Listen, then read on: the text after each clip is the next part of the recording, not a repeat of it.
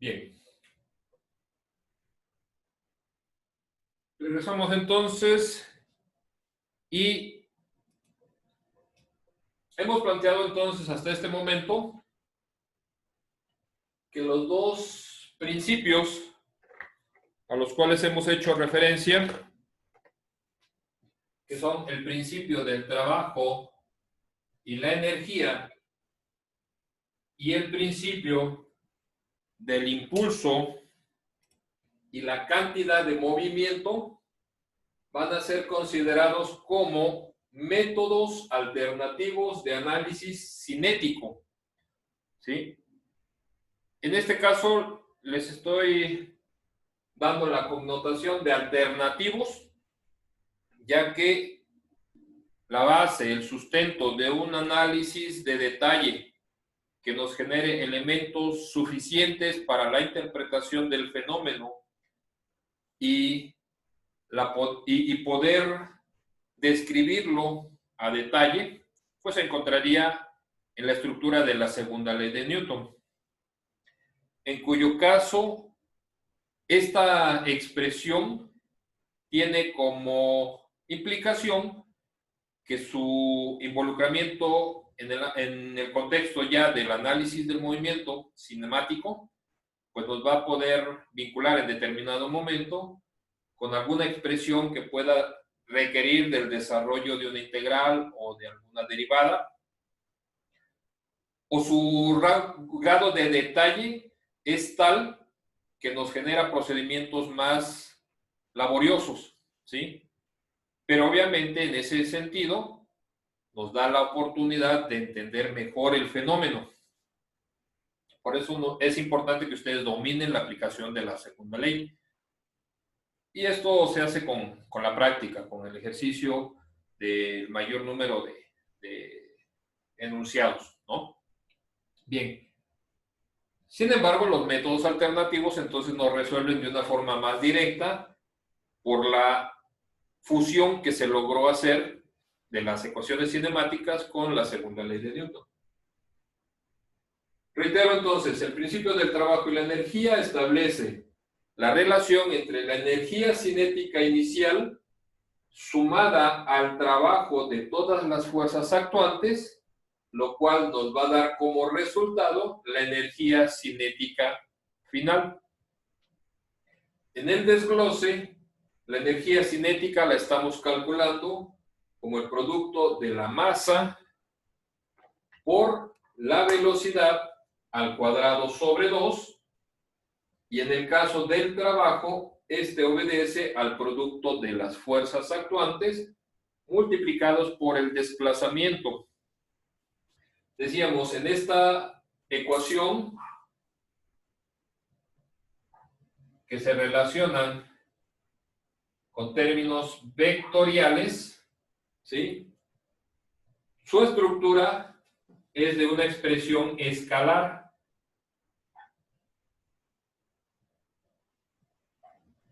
¿Sí?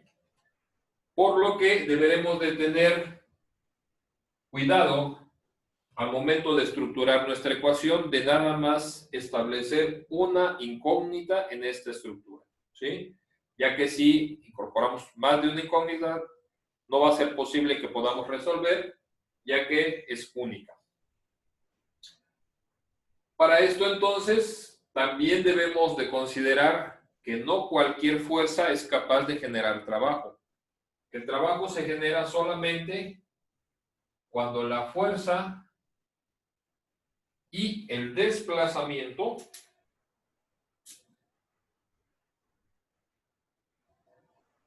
son términos colineales. Ajá. Veíamos que no siempre la acción de una fuerza a lo largo del desplazamiento será capaz de generar trabajo. Cuando ambos términos ya se logra que son colineales o paralelos, consideraremos que si estos se dan en el mismo sentido, el trabajo deberá de ser positivo, pero si se da, vamos a complementar aquí, cuando son del mismo sentido, el trabajo se deberá evaluar positivo, pero si son de sentidos opuestos, el trabajo se deberá de evaluar con signo negativo, ¿sí? Para tal caso, entonces, esta tiene implicaciones importantes de consideración que nos permitirá precisamente esa estructuración de nuestros diagramas, el poder identificarlos, ¿ok? Y se relacionan en esta expresión masa, velocidad, fuerza y desplazamiento o posiciones, ¿ok? Para el caso del principio del impulso y la cantidad de movimiento, este principio, perdón, nos indicó que la cantidad de movimiento inicial sumado al impulso de todas las fuerzas actuantes, esto nos da como resultado la cantidad de movimiento final, que desarrollado, la cantidad de movimiento está siendo considerada como el producto de la masa por la velocidad y el impulso o ímpetu corresponde al producto de la fuerza por el tiempo. Estoy señalando aquí qué términos son vectoriales y decíamos que al desarrollar el producto de un vector con un escalar, obtenemos otro vector. La estructura de nuestro principio de impulso y cantidad de movimiento me da referencia de que esta expresión es vectorial. Es un vector. Y al ser un vector, esta puede representarse en sus componentes rectangulares. Es decir, para X, para Y y para Z, según el sistema con el que estemos trabajando. Dicho esto, entonces, si yo tengo tres ecuaciones, pensemos que al momento en el que establezcamos o revisemos nuestro enunciado, si en este el planteamiento involucra más de una incógnita, pues trataremos de ver cómo se comportan mis estructuras y es factible aspirar a una solución ya que contamos con un número mayor de una incógnita para la resolución, ¿ok? En este planteamiento se involucran masa, velocidad, fuerza y tiempo, ¿ok? Y traté en ese sentido de marcar la diferencia con el color, de manera que la elección del principio, estoy indicando acá, consideraciones para elección de aplicación. Estos principios es posible que nosotros los apliquemos cuando en el enunciado se involucran masa, velocidad, fuerza y posición. Trabajaré con el principio del trabajo y la energía. Pero si mi enunciado considera masa, velocidad, fuerza y tiempo, vamos a indicarlo para que no... Aquí corresponde al principio del trabajo y la energía, el que los considera. Y aquí, al relacionarse masa, velocidad, fuerza, pero en lugar de la posición aparece el tiempo, el principio que podré considerar es el de,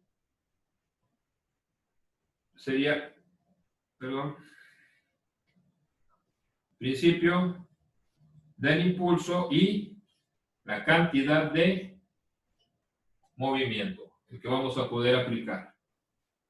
Porque estoy involucrándome con el tiempo. Cualquiera de los dos principios, ¿qué condición debe de existir para tener mayor efectividad?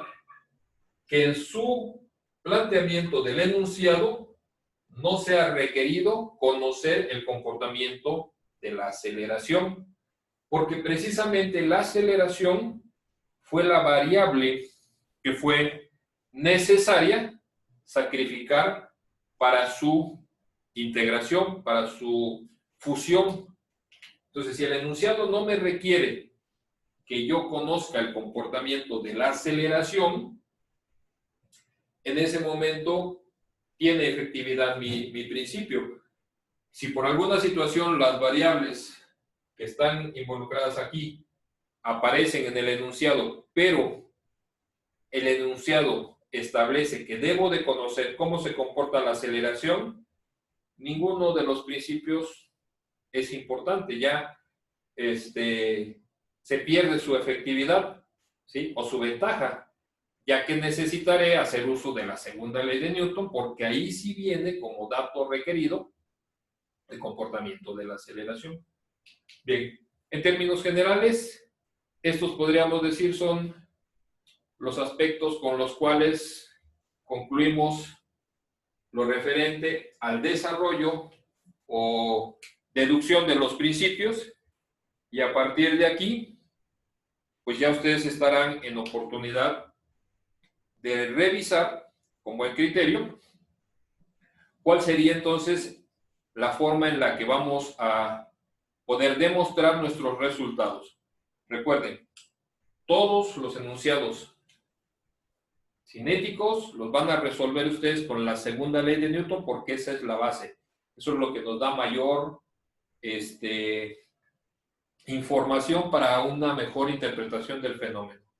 Y si es factible, con estos criterios, ustedes puedan demostrar de una forma más rápida y sintética el cálculo que hicieron con la segunda ley a través de la aplicación de este principio. ¿Vale? Bueno, queda hasta aquí entonces este punto, con el cual ya tienen ustedes un escenario general, y abran sus micrófonos, por favor. Si tienen alguna duda, algún comentario, adelante.